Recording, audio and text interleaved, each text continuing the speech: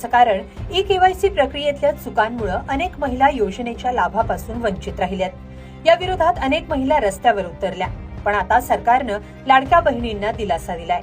ई-केवायसीची मुदत संपली असली तरी योजनेच्या निकषांनुसार पात्र महिलांची प्रत्यक्ष पडताळणी केली जाणार आहे।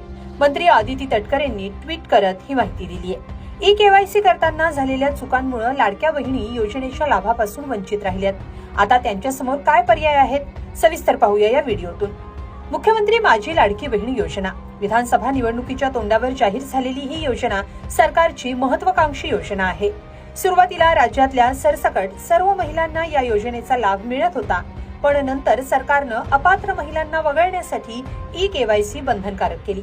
या प्रक्रियेसाठी सरकारनं अनेकदा मुदत वाढवून दिली होती, पण 31 डिसेंबर नंतर ई-केवायसीची प्रक्रिया थांबवण्यात आली आहे। आता जानेवारी महिन्यात ई-केवायसी न झालेल्या महिलांचा हप्ता रोखण्यात आलाय, त्यामुळे महिला वर्गात असंतोष उफाळून आलाय।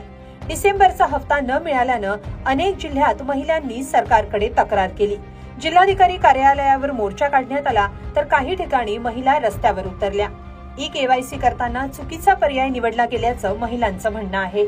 अखेर या तक्रारीची सरकारनं दखल घेतली आहे। महिला आणि बालकल्याण मंत्री अदिती तटकरेंनी महिलांना दिलासा दिलाय। त्यानुसार अंगणवाडी सेविकांच्या माध्यमातून महिलांची प्रत्यक्ष पडताळणी केली जाणार आहे। या संदर्भात अदिती तटकरेंनी नेमकं काय ट्विट केलंय, काय माहिती दिली आहे, पाहूया।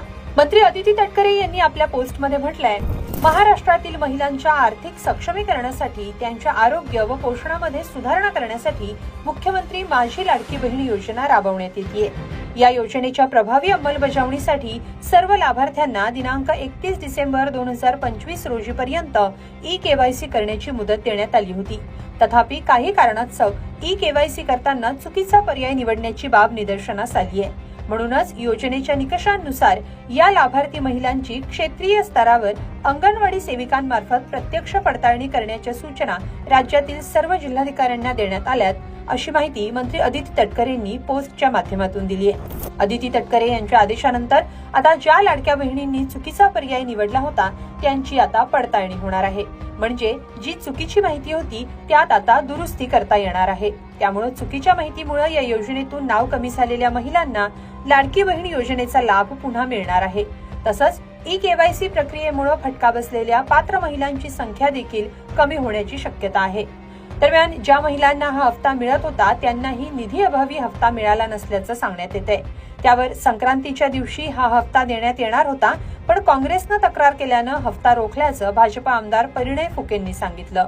बघा, असं आहे की पहिला हप्ता आम्ही दोन्ही हप्ते संक्रांतीच्या दिवशी देणार होतो, डिसेंबर आणि जानेवारी महिन्याचं, पण काँग्रेस पक्ष या लाडकी बहीण योजनेच्या विरोधात निवडणूक आयोगाला तक्रार केली आणि म्हणून डिसेंबर महिन्याचा हप्ता त्या सगळ्या लाडक्या बहिणींना मिळाला। जानेवारी महिन्याचे महिने बाकी आहे। आता आचारसंहिता संपल्यानंतर, महापौर पदाची निवडणुका झाल्यानंतर आचारसंहिता संपणार आणि त्यानंतर निश्चितच सगळ्या बहिणींच्या खात्यामध्ये हे पैसे जमा होणार। मंत्री अदिती तटकरेंच्या पोस्टनंतर महिलांना लाडकी बहीण योजनेचा लाभ मिळण्याची शक्यता वाढली आहे, पण अंगणवाडी सेविकांमार्फत प्रत्यक्ष पडताळणी होणार असल्यानं या प्रक्रियेला नेमका किती काळ लागू शकतो हे येत्या काळात कळेल। तोवर मात्र अनेक लाडक्या बहिणी या लाभापासून वंचित राहणार आहेत। तुम्हाला या सगळ्याबद्दल काय वाटतं, कमेंटमध्ये नक्की लिहा आणि लोकमत